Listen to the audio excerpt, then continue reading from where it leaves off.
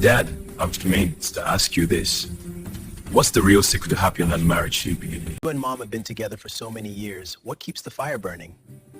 Well, son, my son, that's a beautiful question.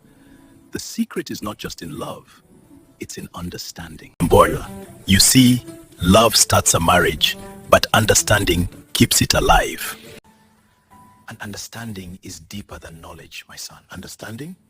How do you mean, Dad? Marriage is not about finding a perfect person, my son. It's about learning to love an imperfect person perfectly.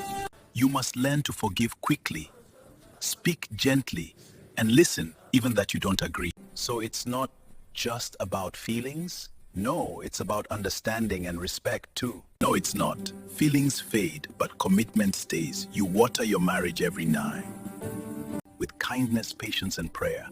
When storms come, you don't run. You hold on tighter. That's deep, Dad. I guess it's not about who's right, but what's right for the relationship. Exactly, my son. A happy marriage is built, not found. Two hearts choosing each other again and again, no matter what. If you have learned something from this video, please like, drop a heart in the comments and subscribe to my channel.